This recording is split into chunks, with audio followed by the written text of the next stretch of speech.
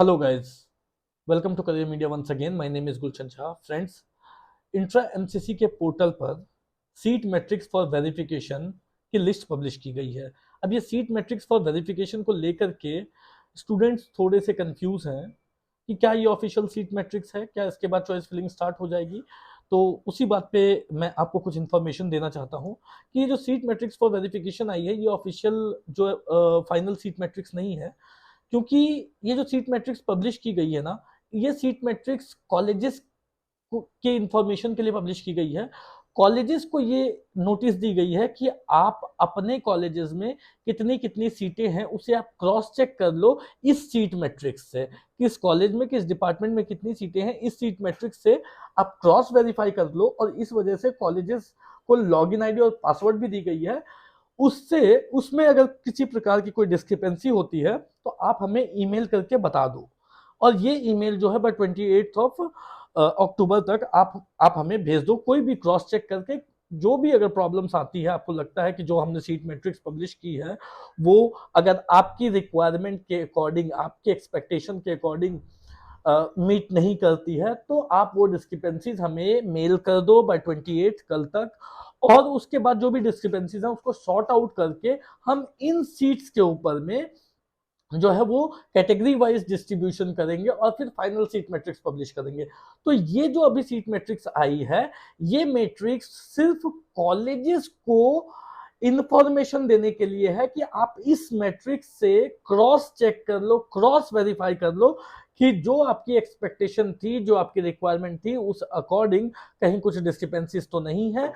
आपकी कॉलेजेस की तरफ से जो डिमांड की गई थी जिन सीटों के लिए, उसमें जितनी सीटें बढ़ानी थी या कम करनी थी या जितनी भी सीटें होनी थी, उसमें किसी प्रकार की कोई डिस्क्रिपेंसी तो नहीं है। और इस वजह से यहाँ पे डीएनबी की सीट मैट्रिक्स पब्लिश नहीं की गई है। यहाँ पे अभी सिर्फ ऑल इंडिया कोटे की सीट मैट्रिक्स पब्लिश की गई है। सेंट्रल यूनिवर्सिटीज में डीयू और बीएचयू की सीट मैट्रिक्स पब्लिश की गई है। डीम्ड यूनिवर्सिटीज की सीट मैट्रिक्स पब्लिश की गई है। और एएफएमएस जो आर्म फोर्स मेडिकल कॉलेजेस हैं उनकी सीट मैट्रिक्स पब्लिश की गई है।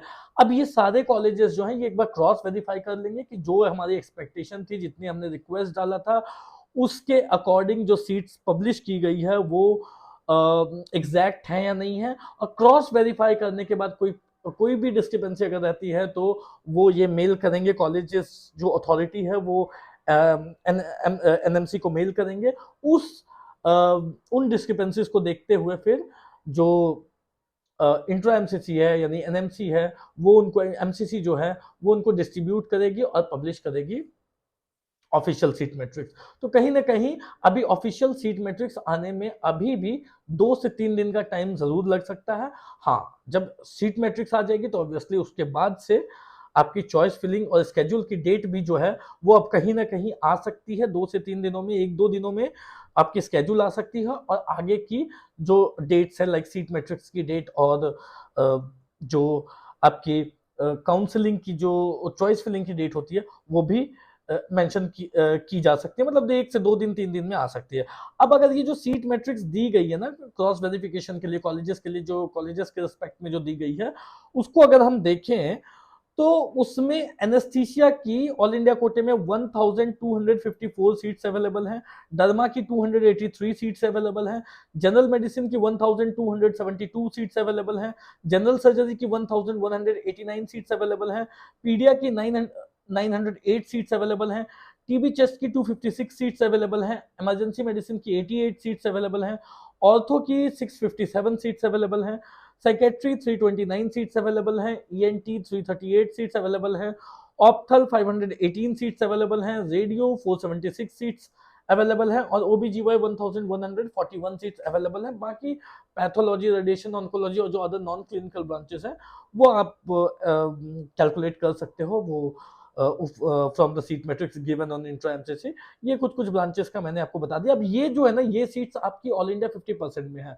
अगर कोई किसी प्रकार की डिस्क्रिपेंसीज कॉलेजेस की तरफ से रेज नहीं की जाती है और सब कुछ सही रहता है, तो इतनी सीटें या कुछ और सीटें जो फाइनल सीट मैट्रिक्स आएगी, कुछ और सीटें बढ़ के फाइनल सीट मैट्रिक्स में आ सकती है।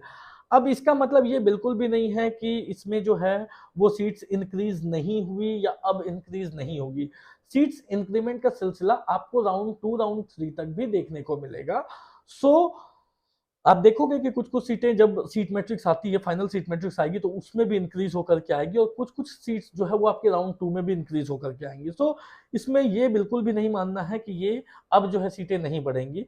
और जहां तक डीएनबी की बात है, तो जब सीट मैट्रिक्स आएगी तो डीएनबी की भी फाइनल सीट मैट्रिक्स आएगी और डिप्लोमा की भी फाइनल सीट मैट्रिक्स आएगी। सो अब जो है सो वो एक्टिव मोड में आने का बिल्कुल टाइम आ चुका है, क्योंकि सीट मैट्रिक्स को लेकर के चीजें अब स्टार्ट हो चुकी है, और अब स्केड्यूल 1 से 2 दिन में मुझे लगता है, या 3 दिन में पब्लिश हो जानी चाहिए। That's all for today guys. कोई भी डाउट हो, क्वेरी हो तो आप पूछ सकते हो। एट द सेम टाइम अगर आपको करियर मीडिया से सर्विसेज अवेल करनी हो तो आप इंक्वायरी कर सकते हो। Thank you guys, thank you so much.